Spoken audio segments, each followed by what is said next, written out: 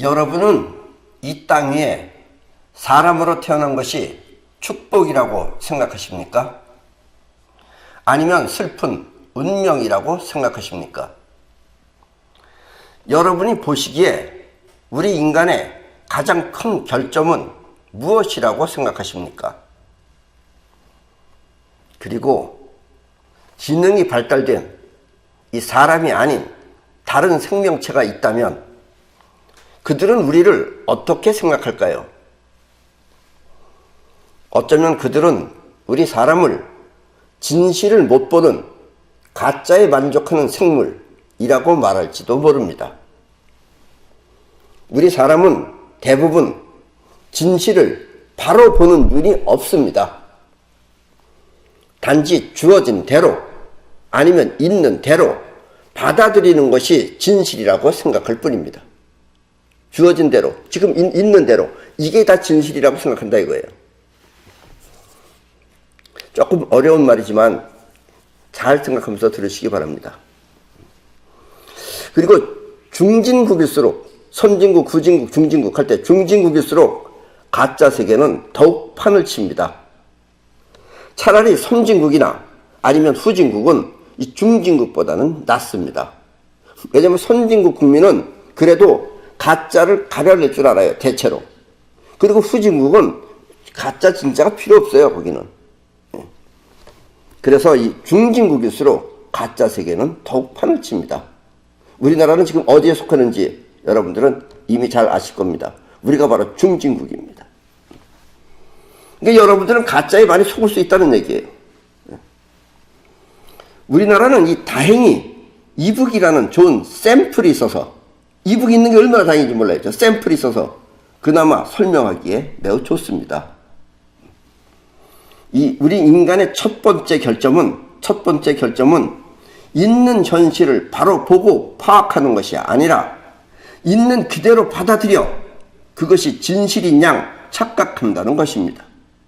그래서 가짜도 진짜처럼 눈앞에 보여주면 그걸 진실로 받아들인다 이런 얘기예요.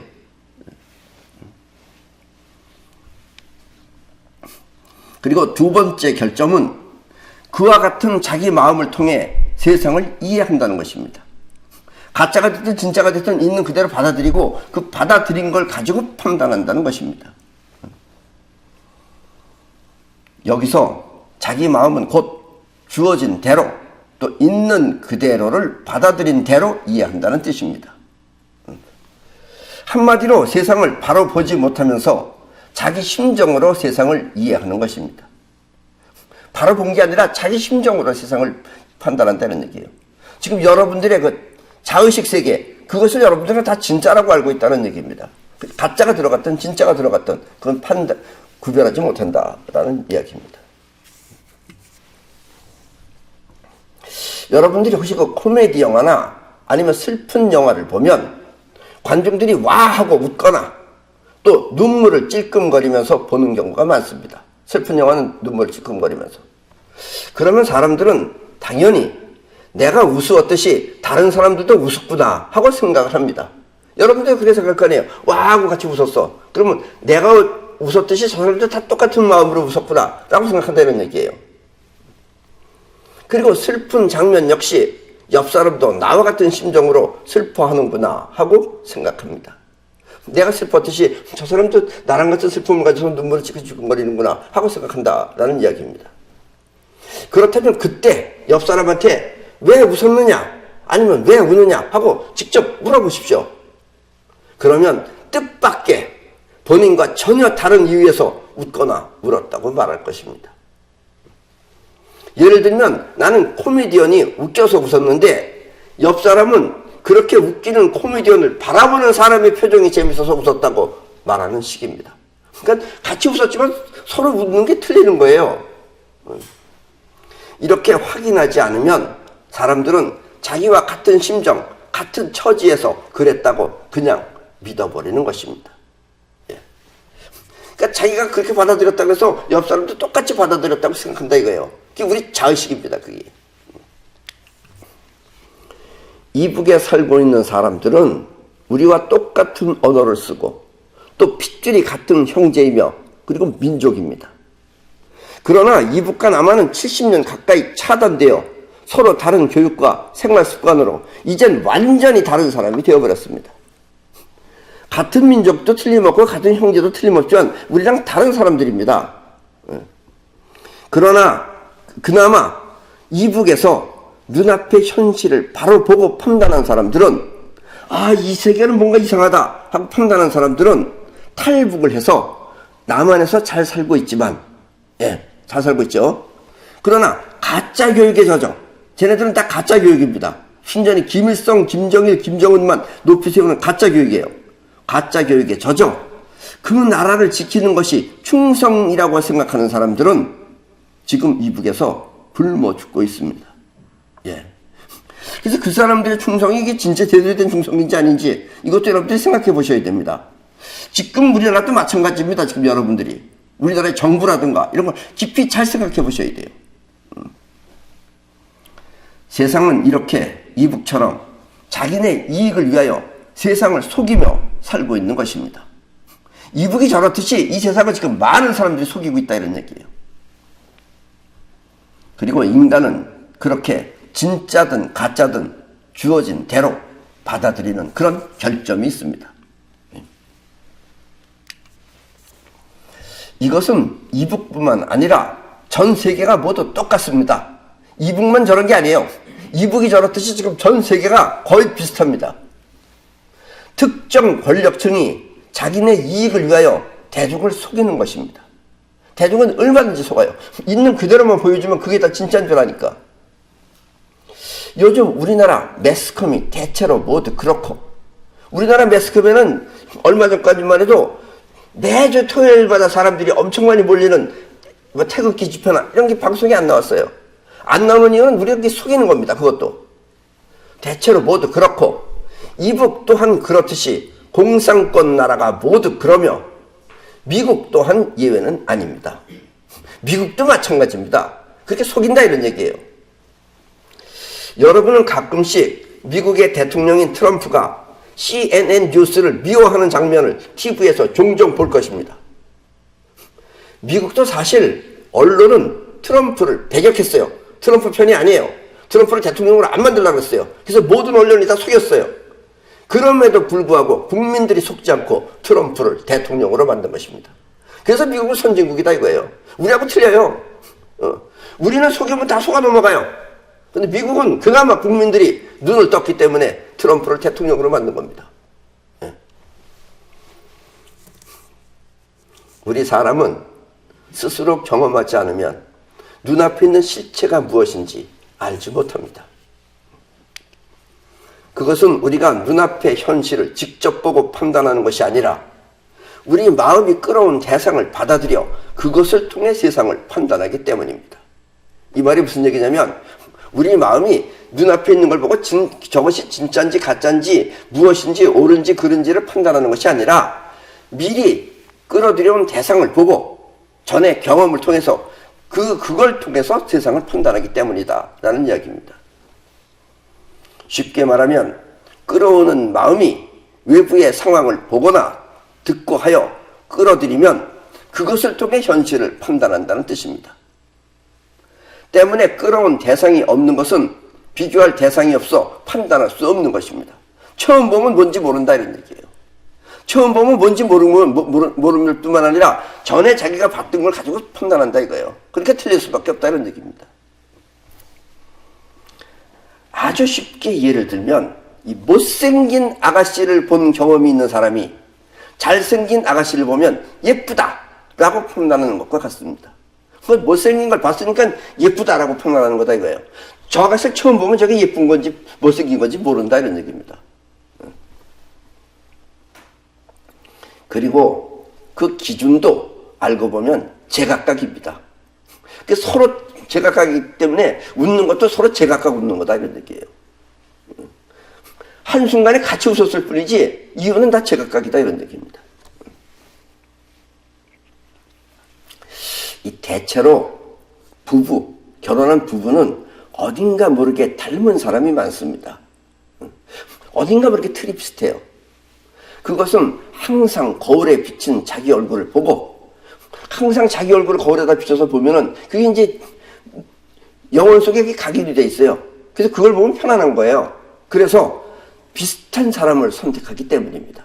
그러니까 비슷한 사람이 많아요. 어딘가 모르게 비슷해요, 뭔가. 만약 부부의 모습이 전혀 다른 사람이 있다면 그것은 스스로 자신의 얼굴을 미워한 사람입니다. 그래서 나는 저런 걸 절대로 고르지 말아야지 하면 그 반대편을 골라요. 그래서 못생긴 사람의 배우자는 대체로 모두 예쁩니다. 예. 못생긴 사람도 예쁘고 잘생긴 사람도 비슷하게 잘생겼고 그렇다는 얘기예요. 우리 마음이 그렇게 판단하는 것이 과거의 걸 가지고 판단하기 때문에 그렇다라는 얘기입니다.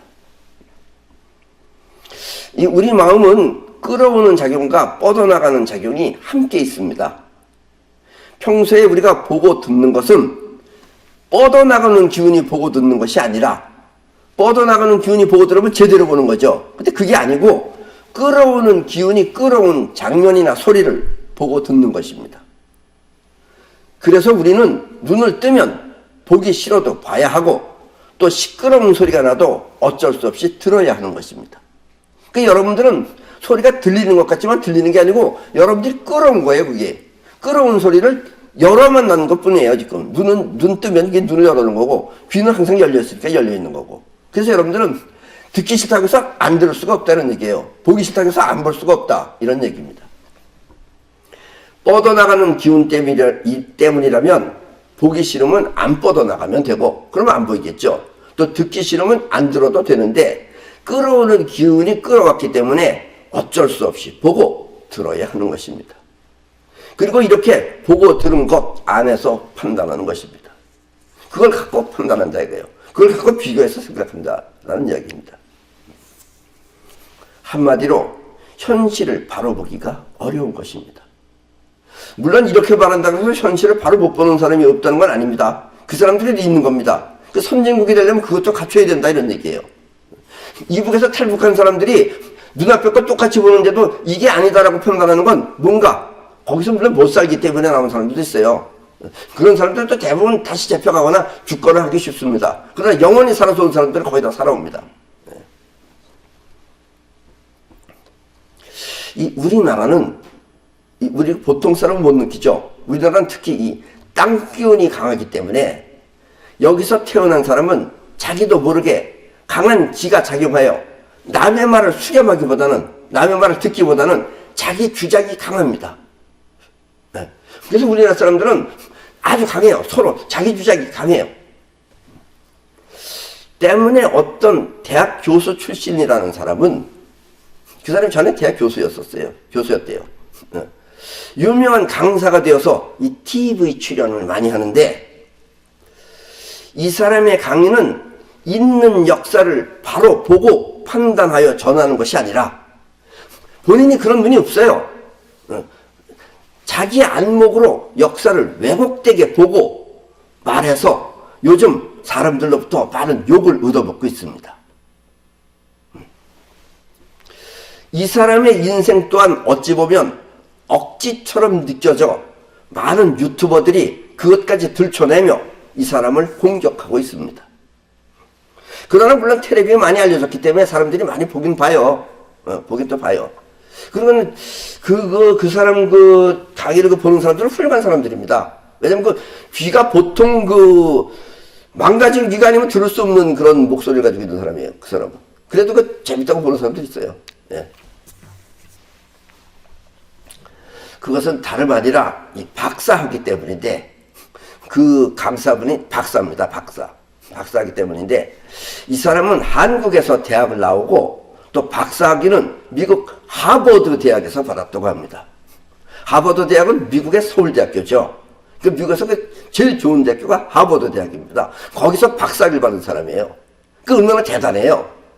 이거 대단하다고 생각하시면 안 된다 이런 얘기예요.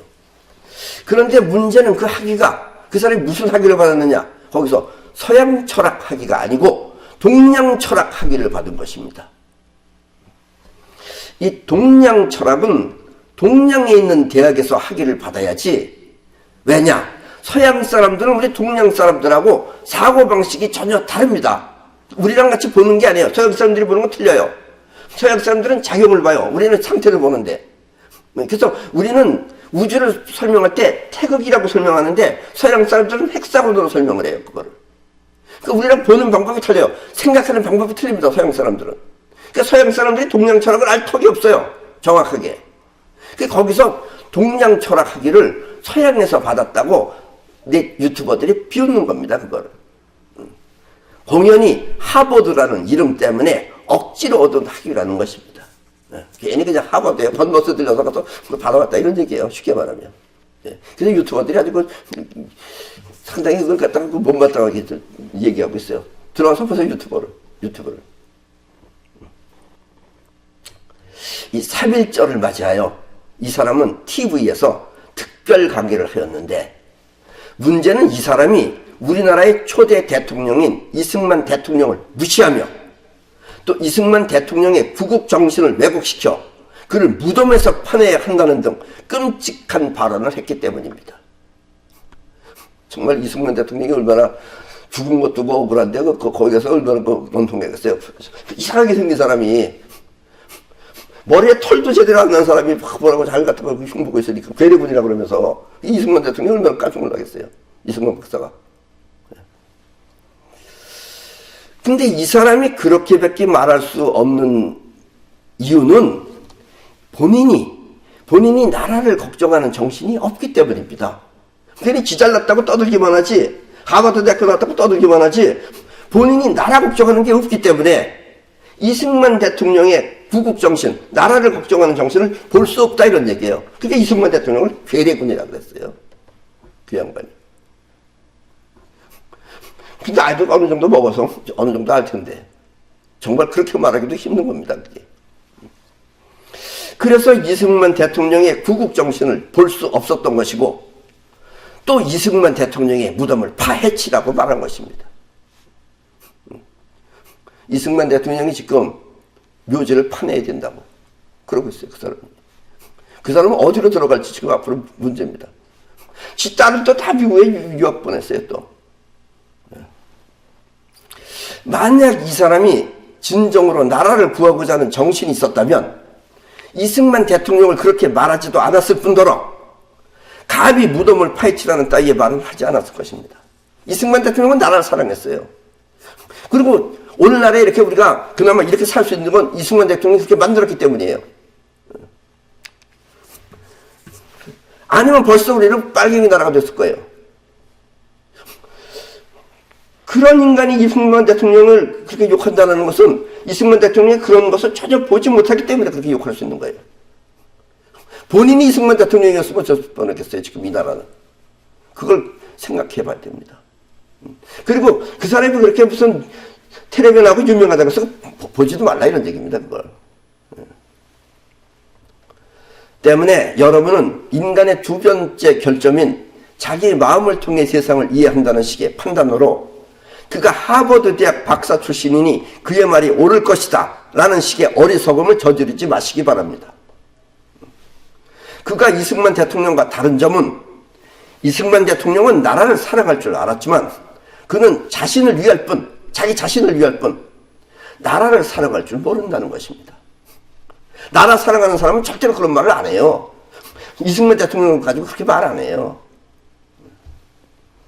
그리고 그 자신이 나라를 사랑하지 않기 때문에 이 박사의 나라 사랑하는 마음을 알 수 없었던 것입니다. 그렇게 이 박사를 바로 괴뢰군이라고 그러죠.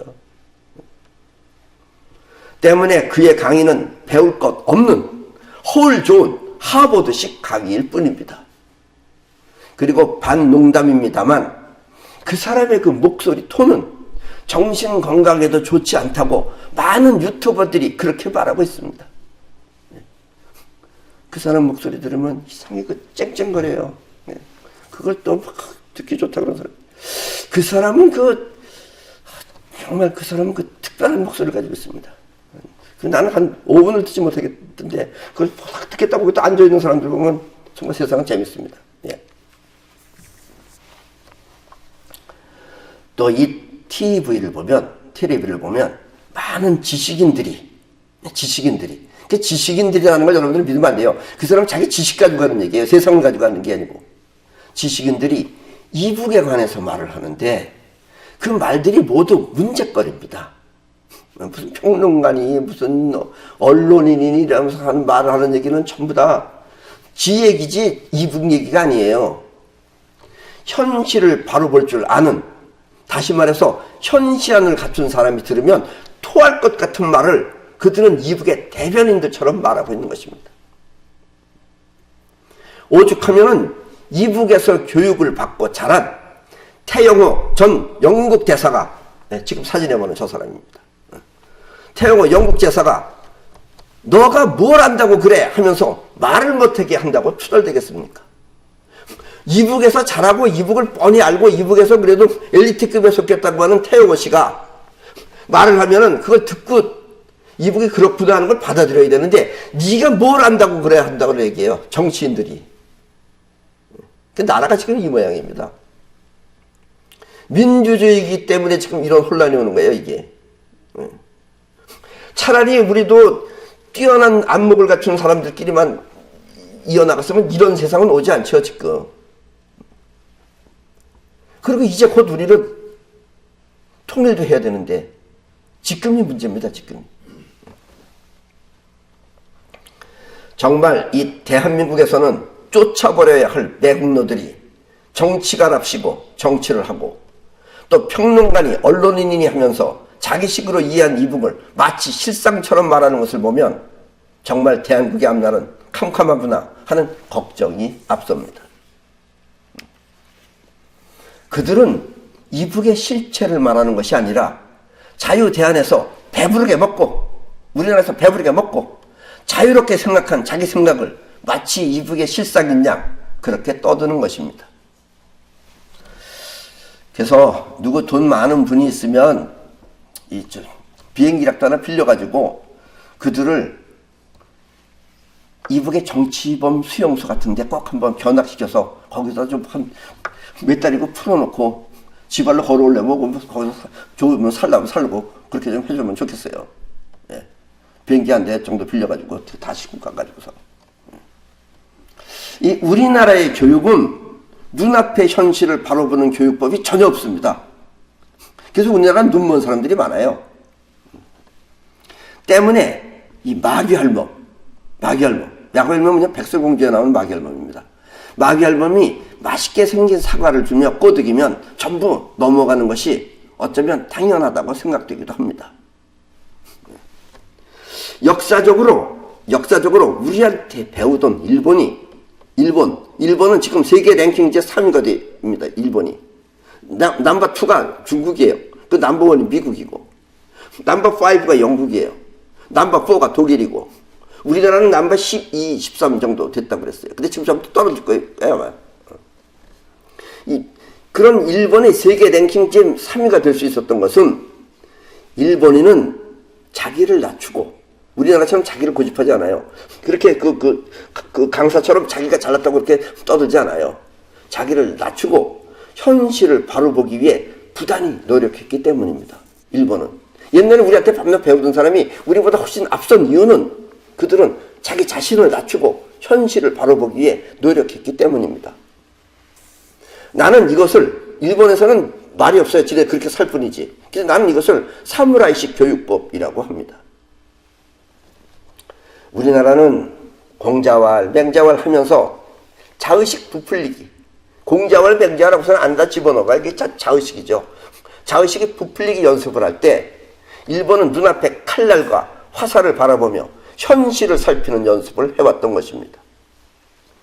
때문에 그들은 자신이 잘났다고 교만을 떨면 사람이 자신이 잘났다고 교만을 떨면 그 강사가 자기가 자신이 잘났다고 저렇게 교만을 떨면 눈앞에 현실을 바라보지 못한다고 하면서 그럼 현실을 못 바라보죠. 그럼 이승만이 안 보이죠. 바라보지 못한다고 하면서 자신을 낮추고 눈앞에 현실을 높이 우러러 마음보다 실물을 떠받드는 그런 교육을 해온 것입니다. 일본은 그렇게 해왔어요. 여러분들이 일본말로 어머니를 오카상이라고 합니다. 근데 오카상은 어머님이라는 뜻이에요. 원래 엄마는 까상이에요. 쉽게 말하면. 오카상이 어머니를 높여서 부르는 말이듯이 이 오카네. 오카네는 돈이죠. 돈. 돈인데 원래는 까네예요. 돈은. 근데 앞에 오자가 붙어 있어요. 또 오변기. 오변기는 변기를 오자를 붙인 거예요. 변기. 화장실에 있는 변기. 저 변기를 오변기 등 오라는 높임말을 앞에 붙여. 이게 여러분들 술 먹을 때도 뭐라 그래요? 일본은 오사케라 그래요. 그러니까 술님이에요. 앞에 오자가 붙으면 그냥 님자라고 생각하시면 됩니다. 그러니까 돈님, 옷간에는 돈님, 변기통은 변기님이라고 불러요. 걔네들은. 자기보다 존재하는 현실을 더 중요하게 바라보는 그런 노력을 했던 것입니다. 그러니까 현실이 바로 보이는 거예요. 걔네들.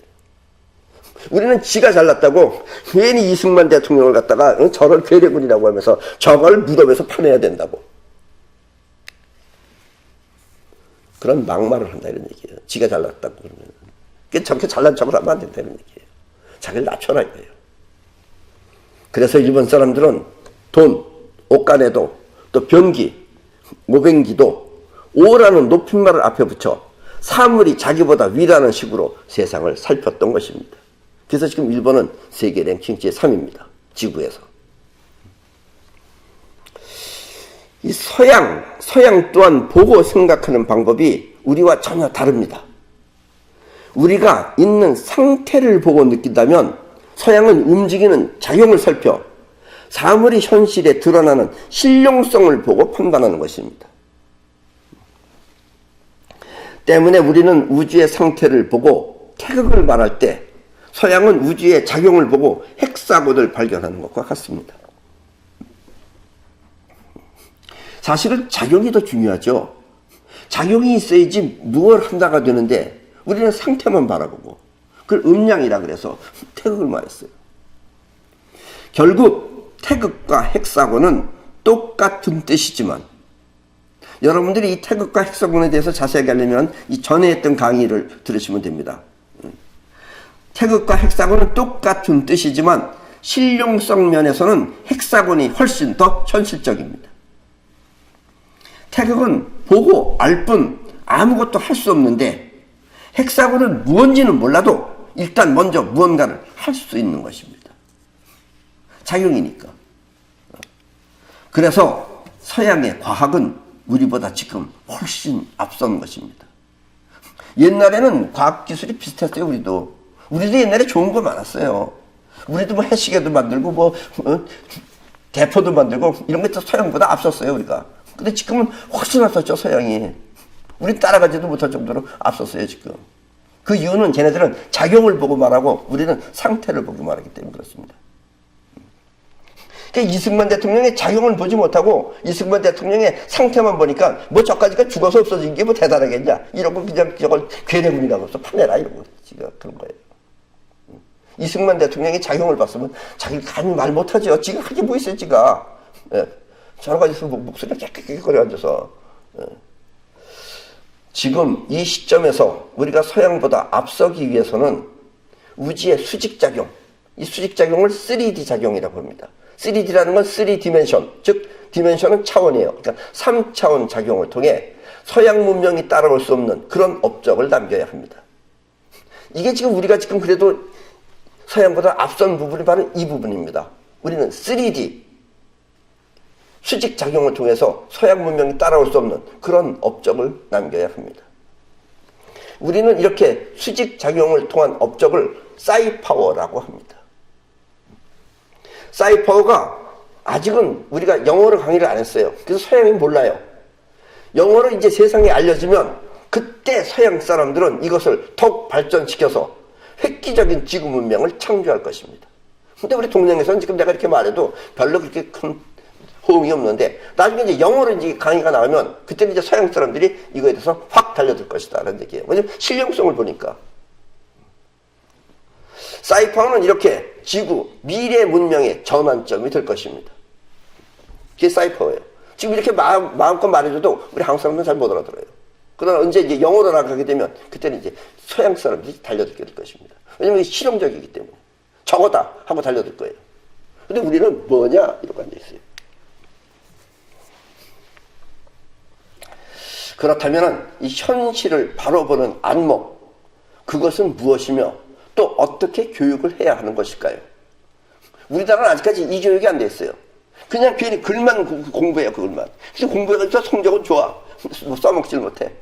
이게 대한민국 교육법입니다. 이 승리, 이긴다 하는 승리와 또 풍요, 잘 산다는 풍요는 기의 강하기와 작용에 의해 나타납니다. 기가 강하면 이기는 거고, 기에서 어떻게 작용하느냐, 풍요롭게 쓰면은 부자가 되는 거예요. 이 상대방의 모양을 보지 말고 상대방의 기를 보면 상대방이 처해 있는 입장과 상태를 알 수 있습니다. 그래서 기를 보는 연습을 해야 되는 거예요. 일본의 사무라이와 또 세계 위인들이 보고 느끼는 것이 바로 이 기의 흐름입니다. 그리고 사람의 상태도 그 사람의 기를 보면 알 수 있습니다. 저 사람의 기를 보면 저 사람이 어떤 일을 할지 뭐 할지 속이 어떤 놈인지 하는 걸 알 수 있다 이런 얘기예요. 때문에 싸움은 결코 무기나 군대의 숫자가 전부는 아닙니다. 그러니까 무기나 숫자가 적어도 많은 사람들 이길 수 있다 이런 얘기예요. 왜냐하면 기로 하는 거기 때문에. 물론 무기와 군대의 수가 기의 흐름에 영향은 줄 수 있지만 그렇다고 그것이 전부는 아닌 것입니다. 지금까지 이 지구에서 가장 큰 영토를 차지했던 사람은 바로 마케도니아의 왕 알렉산더 대왕입니다. 지금 여러분들이 저 사진에서 보는 저게 알렉산더 대왕입니다. 그런데 알렉산더 대왕은 결코 많은 수의 대군을 이끌고 다니지 않았습니다. 3만 명이라는 정예 부대만을 이끌고 그보다 훨씬 많은 적군을 모두 격파하였습니다. 왜냐하면 알렉산더는 영혼으로 싸우는 사람이에요. 영혼에 이미 승리하고 시작하는 사람이에요. 알렉산더가 페르시아를 칠 때였습니다. 알렉산더는 싸우기 전에 먼저 사신을 보내 항복하길 권합니다. 너네 나라는 이미 내가 접수했다. 그러니까 항복해라 라고 시작을 해요. 물론 항복을 하면 체제도 보장해주고 정원이도 마찬가지예요. 지금 미국이 체제도 보장해주고 또 다른 어떤 피해도 발생하지 않도록 해준다는 약속을 함께 해줍니다. 그런데 저것들은 눈깔이 썩어가지고 그걸 못 봐요. 그래서 저것들은 이제 얼마 쓰고 허물어질 거예요. 그런데 그 당시에 그 페르시아는 지구에서 가장 큰 나라 중에 하나였습니다. 사실 페르시아의 왕도 지금까지 알렉산더가 쭉 계속해서 이겨왔기 때문에 사실 겁먹었죠. 무슨 이기는 자한테는 겁먹게 돼 있어요. 소관으로. 내심 겁을 먹었지만 40만 대군이라는 엄청난 군대가 있는데 항복할 수는 없었습니다. 무슨 체면도 있죠. 페르시아의 대왕이 알렉산더 이제 겨우 한 30대짜리 알렉산더한테 내가 항복한다는 게 이게 좀 체면이 안 서죠. 그래서 사신의 요구를 정중히 거절하였습니다. 알렉산더는 곧 쳐들어간다고 엄포를 놓았습니다. 곧 쳐들어간다. 각오해라. 이러고. 알렉산더의 군대가 알렉산더의 군대가 페르시아까지 오려면 자기네들이 계산해 봤을 때 지가 아무리 빠르게 KTX를 타고 오든지 뭐 초음속 비행기를 타고 온다 하더라도 40일은 걸려야 한다고 생각했습니다. 알렉산더가 지 아무리 빨리 달린다고 해도 40일은 걸릴 것이다. 거기다가 또 뒤에는 그 페르시아의 뒤에는 강이 있어서 이 안만 잘 수비하면 40만 대군이 3만 군대를 쳐붙이는 일은 어렵지 않다고 생각했습니다. 왜냐면 그때 페르시아에는 뒤가 강이었어요. 그리고 앞에만 40만 대군 쫙 깔아놓으면 3만 대군이 어떻게 들어오겠느냐 이거예요. 그래서 40만 대군을 전부 다 앞에다 포진했어요. 그러나 일주일 후 40일도 아니고 일주일 후 알렉산더 군대가 뒤에 있는 강에서 올라온 겁니다. 깜짝 놀랐죠. 그러니까 저 강을 저걸 어떻게 말 타고 건너왔어요. 페르시아의 왕 다리우스 3세는 너무나 놀라서 알렉산더 대군이 막 무슨 군대가 터졌으니까 그나마 또 왕이라고 또 너무 놀라가지고 가려면 또 자기네 마누라도 데려가고 애들도 데려가고 어머니도 데려가고 좀 모시고 가지. 그래서 시간이 없었어요. 너무 정신이 없어가지고 지 혼자만 그냥 주력량을 놓쳤어요. 알렉산더는 결국 그의 가족들을 전부 다 모시고 가서 극진히 우대를 해줘서 결국 다리우스 3세의 항복을 받아냈습니다. 왜냐면 그래도 그 다리우스가 자기가 좀 불안하니까 어머니 어떻게 계시냐. 그래서 그쪽에서 자꾸 사신을 보내는 거예요. 그럼 어머니가 뭐라 그러냐. 얘야 쓸데없는 짓 하지 말고 빨리 와서 항복이나 해라. 난 지금 잘 먹고 잘 살고 있다. 또 마누라도 그러고 여보 빨리 허튼 짓 하지 말고 빨리 들어와서 항복하세요. 딸들도 아빠 그냥 와서 항복해. 별거 아니야. 이러면서 그래서 결국은 와서 항복을 받아냈습니다.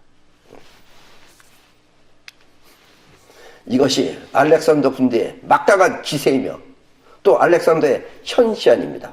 알렉산더는 눈앞에 있는 것을 바로 볼 수 있는 그런 현시안이 있죠. 페르시아의 왕이 그렇게 머리 쓸 것을 미리 알고 있었던 것입니다. 뒤를 허비할 줄 알았던 거예요. 안말할 줄 알았어요. 그리고 강을 처음 건널 때는 강 안에 들어가면 죽을지도 모르잖아요. 그러니까 부하들 보고 들어가라고 안 그래요. 자기가 맨 앞에서 들어갑니다. 자기가 들어가서 한 3분의 2쯤 갔을 때 봐라 내가 안 죽었지. 그러면서 돌격! 하면은 뒤에 있는 부하들은 사기 100배 하여 강으로 뛰어드는 것입니다. 물론 이때 그 강을 건넌 그 알렉산더의 말은 거기서 죽었습니다. 그 말은 건너오고 나서 죽었어요. 그것도 힘들어서. 여기까지 잘 하다가. 그 말은 유명한 말이죠. 여러분들도 이미 아시는 말입니다. 5살 때. 이 말은 어린 알렉산더가 타보게 했다고 한 그 유명한 그 미친 말입니다. 왜 미친 말이냐?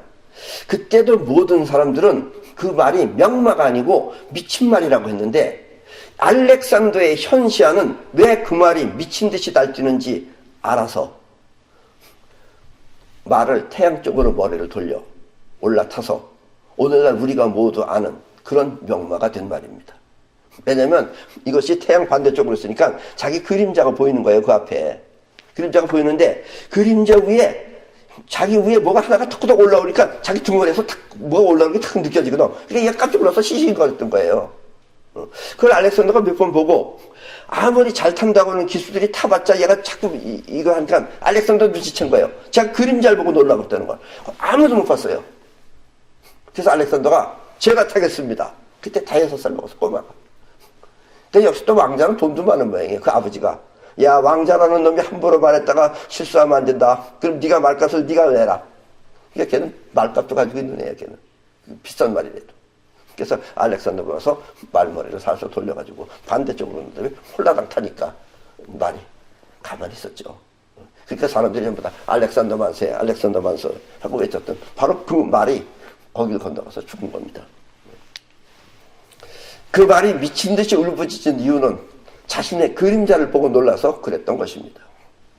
이 사실을 눈치챈 알렉산더의 현시아는 매우 훌륭했던 것입니다. 이게 바로 현시아네요. 있는 현실을 바로 보는 눈. 말의 기운을 보니까 저 말이 뭔가 놀란다. 보니까 앞에 그림자를 보고 놀라는구나 하는 건 그 꼬맹이 알렉산더는 알았다 이런 얘기예요. 알렉산더는 이렇게 승승장구를 하다가 친한 친구를 실수로 죽은 뒤, 왜냐면 알렉산더는 좀 자기 잘난 척이 있었어요. 그래서 내가 못할 게 없다 이러면서 그때 아주 그 절친했던 친구가 있습니다. 원래 친구지만 이제 부하죠. 그 친구가 알렉산더한테 어려운 일이 생기면 다 해결해 줬던 친구예요. 그래서 괜히 이제 잘난 척하면서 야 내가 말이야 이 세상에서 제일 중요한 게 소중한 게 너다. 그런데 너도 내가 없애려면 없앨 수 있다. 그러니까 또 그 친구가 또 이렇게 또 그럼 없애봐 이런 거예요. 그러니까 이 옆에 있는 창을 탁 던졌는데 자기 간에 빗나가게 던졌는데 술 먹어가지고 그래서 술을 함부로 먹으면 안 돼요. 술 먹고서 실수하라고 던졌는데 그게 가서 정통으로 맞아서 친구가 죽었어요. 그래서 알렉산더도 시름시름 앓다가 결국 죽었습니다. 친구 떠났어요. 그때 알렉산더 나이는 33살이었어요. 20살 때 왕이 돼서 13년 동안 계속 싸우다가 알렉산더는 결국 인도까지 먹고 돌아가다 죽었습니다. 이렇게 숫자보다 더 중요한 것은 싸우고자 하는 사람의 기세와 그리고 안목입니다. 현실을 바로 보는 안목이 있어야 하는 것입니다. 물론 숫자가 많은 것이 기세가 될 수도 있습니다. 일본의 그 토요토미 히데요시 도요토미 히데요시는 우리나라 임진왜란도 쳐들어온 사람이죠. 임진왜란. 도요토미 히데요시는 22만이라는 엄청난 대군을 이끌고 8만 명이 살고 있는 성을 포기하여 그걸 뺑 둘러 포기했어요. 그리고 사신을 통해 항복하라고 종령했습니다. 우리가 너희들 포기하고 있으니까 너희들 오래 못 간다. 빨리 항복해라. 라고 했어요. 그러나 성 안에서는 그럴 수 없다며 끝까지 버텼습니다. 왜냐하면 일본은 사무라이들이에요. 그때 사무라이한테 항복이라는 건 있을 수 없는 일이에요. 큰 수치심입니다. 그래서 사무라이는 이게 수치이기 때문에 만약에 항복한다 그러면 자기네 장군들은 전부 다 할복자설해야 돼요. 배를 갈라야 돼요. 그러니까 안 하겠다고 버텼던 거예요. 참고로 일본은 우리나라처럼 이 성 옆에 성벽을 높이 쌓아서 성을 지키는 방식이 아니라 일본은 그런 식이 아니에요. 어떻게 하느냐?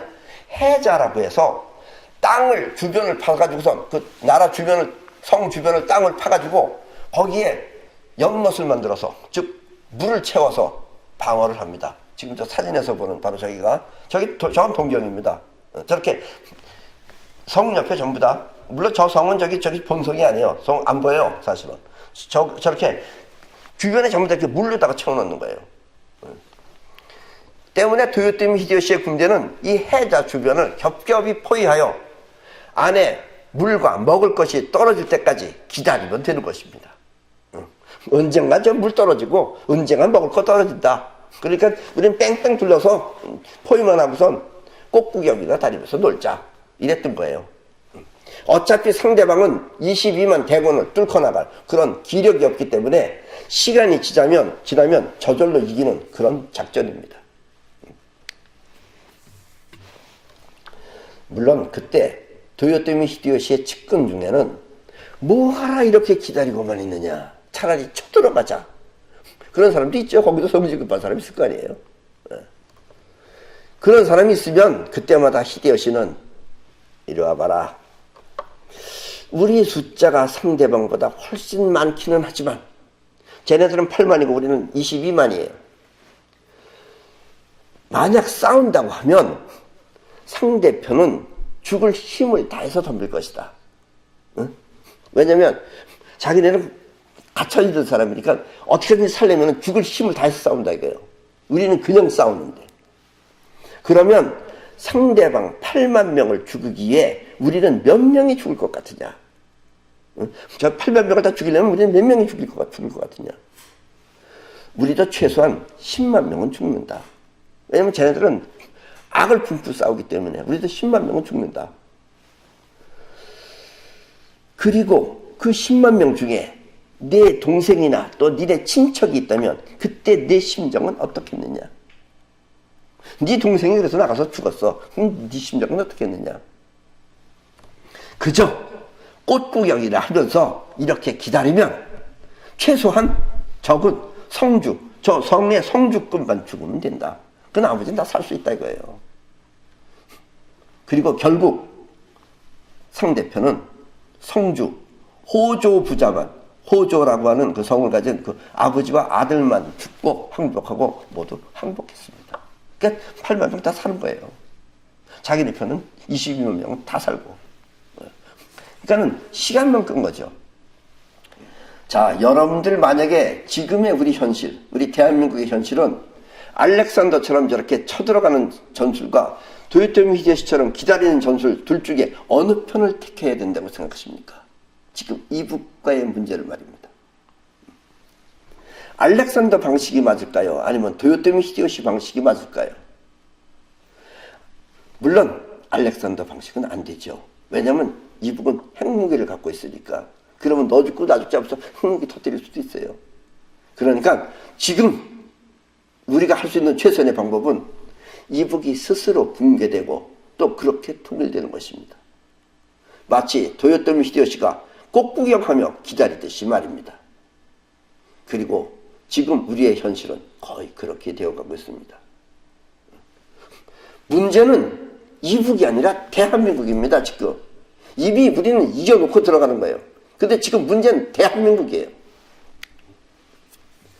건강한 대한민국이 그와 같은 현실을 받아들여야 다른 외세들이 명함을 내놓지 못하는데, 끼질 못하죠. 우리가 강하게 받아들이면 그냥 흡수만 하면 되니까. 근데 이 대한민국이 정체성이 없으면, 우리가 우리나라로서의 정체성이 없으면 통일이 다른 형태로 변할 수도 있습니다. 이게 문제다 이런 얘기예요. 지금 이와 같은 우리의 현실이 우리의 최대 고비입니다. 그리고 이것은 우리 대한민국 국민 모두가 책임져야 할 운명입니다. 물론 그렇다 하더라도 우리는 자유민주주의 대한민국으로 통일되길 간절히 마음속에 원해야 됩니다. 여러분들의 사이퍼가 자유민주주의 체제의 대한민국으로 통일되길 사이퍼로 해야 된다는 얘기예요. 그리고 그렇게 되기 위해 전 국민이 뭉쳐야 됩니다. 여러분이 원하는 대로 되기 위해서는 하루빨리 눈을 뜨도록 하십시오. 자신을 위해 나라를 등지지 말고 나라를 지켜 자신의 행복을 누리십시오. 또 요 약삭 빠른 사람들은 나라를 등져요. 지 혼자 살겠다고. 그러지 말고 이 나라를 지켜서 이 나라 안에서 우리가 행복하게 살 수 있도록, 그렇게 행복을 누리도록 해야 됩니다. 아무리 외국이 좋다고 해도 외국으로 도망가면 목숨을 살 수 있을지 몰라요. 그래서 아무리 좋다 하더라도 내 나라, 내 땅만큼 편하고 좋은 곳은 없습니다. 오늘의 한국을 만든, 지금 오늘의 이런 건강하지 못한 이런 한국을 만든 손이 저주스럽다고 하면서, 내가 이거 투표를 잘못했게 됐다고 하면서 자기 손이 저주스럽다고 하면서 투표한 손을 찍어버리고 싶다고 한 사람들이, 그런 사람들이 또 이제는 나라가 이렇게 좀 어수선해지니까 이제 외국으로 이민 갈 생각을 한다면, 그런 사람은 또 외국에 이민 갈 생각을 해요. 그러니까 또 그렇게 찍었겠죠. 한다면 이 사람들은 아직 나라 사랑을 모르기 때문입니다. 그런 사람들은 또 그 강사처럼 저런 소리를 하는 거예요. 또 나라 사랑을 모르기 때문에 투표 자체를 잘못한 것이고, 투표를 할 때도 나라를 생각하면서 찍어야죠. 자기 마음에 드는 것만 찍지 말고. 때문에 이렇게 된 오늘의 현실은 우리 모두가 책임져야 할 과제이며 반드시 건강한 그런 자유민주주의로 탈바꿈할 기회로 삼아야 합니다. 오늘의 이 현실을 바로 보고 여러분들은 다시는 이와 같은 현실이 오지 않도록 정신 바짝 차려야 된다, 이런 얘기입니다. 우리는 모두 눈을 떠서 기로 살피고, 지 눈에 좋은 것 선택하지 말고 기로 살피고, 기를 통해 행복과 풍요를 만드는 그런 자유대안을 굳건하게 세워야 합니다. 이와 같은 기본 자세가 갖추어지지 않으면 엉터리 학위나 눈먼 지식인들이 눈먼 개똥 철학을 내세워 어리석은 국민들을 현혹시키게 됩니다. 그러니까 여러분들이 정신 차려야지. 미국처럼 아무리 CNN이고 모든 매스컴이 전부 다 클린턴을 배제하고, 클린턴이란다, 트럼프를 배제하고, 상대편이 클린턴이었나요? 힐러리를 내세웠지만 결국 국민들은 트럼프를 찍었어요. 그리고 트럼프는 그렇게 만만하게 볼 사람이 아닙니다. 그리고 우리의 자손들은 반드시 길을 통해 현실을 바로 보는 그런 현시안을 갖추도록 교육시켜야 하며, 나라를 사랑했던 선조들의 그런 업적을 들려주어 그들이 나라와 결의를 사랑하고 지킬 수 있도록 그렇게 가르쳐야 합니다. 우리는 우리 좋은 점을 가르치질 않아요. 이승만 대통령의 좋은 점도 가르쳐서 애들이 알아야 되는데 우리 교육을 안 가르쳐요. 현재 먹고 사는데 바쁘다고 하면서. 그 뭐가 뭔지 몰라요, 애들이. 애들이 그냥 김일성이니 김정일이도 그냥 우리랑 같은 동포인 줄만 알아요. 적인 줄 몰라요. 미국의 역대 대통령 중 가장 인기 있는 대통령은 링컨 대통령이라고 합니다.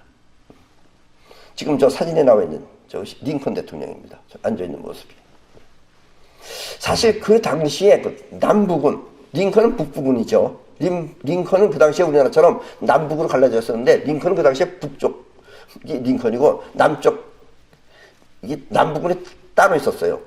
그 남부군은 링컨의 군대보다 돈이 더 많았어요.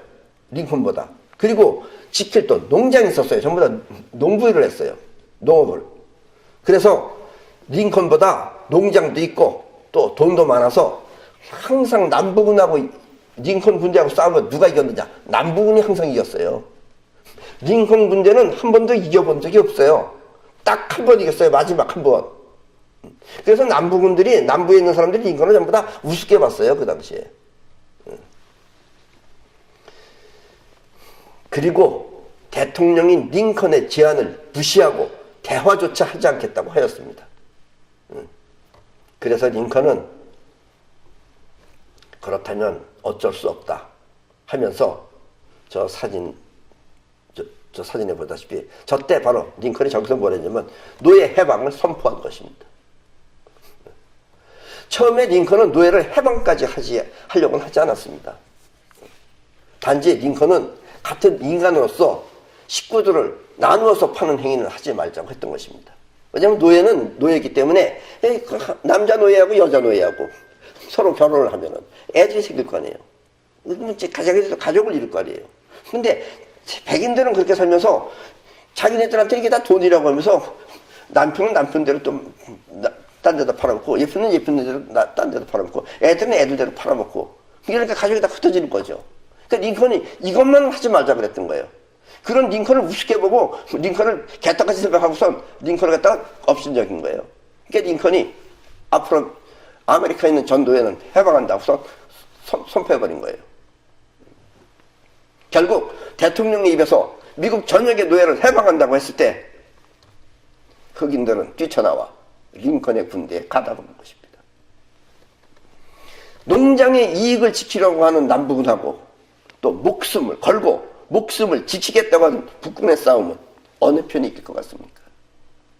그래서 처음으로 북군은 대승을 거두고 미국은 안정을 찾은 것입니다. 그것이 오늘날의 미국입니다. 미국은 그래서 과거가 없다 그래요. 미래만 있지. 미래를 위해서 살아간 거예요. 우리나라도 남한 사람들은 현실을 바로 못 봐서 이 건강하지 못한 정부를 만들었습니다. 그러나 목숨 걸고 이북에서 탈북한 탈북민들이 목숨 걸고 이 땅에 자유를 지킨다면 틀림없이 우리의 자유민주주의는 지켜질 것입니다. 요즘은 탈북민들이 전부 다 애국자예요. 괜히 애국한다고 하는 것들은 전부 다 이상한 짓 하고. 뭐 어쩔 수 없죠. 미국도 잘했듯이. 결국 노예들이 만든 미국이에요, 저게. 그리고 이 지구에서 가장 번영된 삶을 살 수 있는 길은 자신의 영혼을 통해 현실을 극복하는 것입니다. 옛날에 석가는 이것을 마음 없이 마음을 내어 쓰라고 하였습니다. 여기서 마음 없이의 마음은 지금 여러분이 생각하고 알고 있는 자의식을 말하는 것입니다. 마음 없이. 그러니까 자의식으로 하지 말고 내어 쓰라는 마음은 바로 현실에 작용하는 영혼을 말합니다. 그러니까 마음 없이 마음을 내어 쓰라. 그러니까 마음 없이 자의식으로 하지 말고 쉽게 말하면 마음 없이의 마음을 내어 쓴다는 말은 자의식으로 하지 말고 아니 자의식은 아주 무시해버리고 영혼으로 하라는 뜻입니다. 여러분들도 영혼이 하면 돼요. 여러분들이 안 되면 걱정하는 건 다 자의식이 하는 거예요. 그래서 여러분들은 안 되는 거예요. 영혼이 하면 돼요. 그리고 전 국민이 이것을 바로 알아서 마음 없이 마음을 내어 쓰면 우리는 틀림없이 지상낙원을 이룰 수 있습니다. 근데 사람들은 자의식이 걱정하기 때문에 내어 쓰질 못해요. 내어 쓰는 영혼이 작용을 안 해요. 그냥 걱정하다 말아요. 그리고 걱정을 불러들여요. 영혼이 현실에 성취하는 힘, 그것을 우리는 싸이파워라고 합니다. 그리고 지금이 바로 우리 모두의 싸이파워가 필요한 때입니다. 지금이. 붕괴되어가는 이북을 흡수할 수 있도록 그리고 건강한 자유민주주의 정부를 건설하는 것, 이것이 바로 우리 모두의 소원이어야 합니다. 자, 그럼 손자병법입니다. 이근 대원, 이일대로, 이포대기, 차치력 자야. 전장에 가까운 곳에 주둔해 있다가 원거리에서 오는 군대를 대적하고 편안하게 쉬고 있던 군대로서 필요한 적병을 대적한다. 배부른 병사로서 굶주린 적을 대적한다. 이것이 전투력, 즉 힘을 다스리는 것이다. 굳이 설명하지 않아도 무슨 뜻인지 아시겠지만 다시 한번 얘기하면 싸울 때 필요한 것은 이 체력이 되었든 아니면 무기가 되었든 국고가 든든해야 이길 수 있습니다. 이북은 이길 수 없어요. 왜냐? 국고가 없기 때문에. 쟤네들한테는 우리가 총으로 싸울 필요 없어요. 그냥 라면 던져주면 됩니다. 왜냐하면 그것이 곧 싸울 수 있는 힘이기 때문입니다. 그래서 우리는 지금 국고를 단단하게 만들어야 돼요. 지금 국고가 막 허물어져 가면 안 돼요. 국고를 잘 가지고 있어야지 우리가 흡수할 수 있어요. 지금 우리에게 가장 절실한 문제는 바로 이것입니다. 나라의 경제가 든든해야 우리는 굶주리고 기아에 허덕이는 이북을 접수할 수 있는 것입니다. 건강한 정부, 그것은 바로 힘있는 국고가 든든한 정부를 말하는 것입니다. 근데 우리 국고가 텅 비면은 우리도 가난한 정부가 된다는 얘기예요. 건강하지 못하고.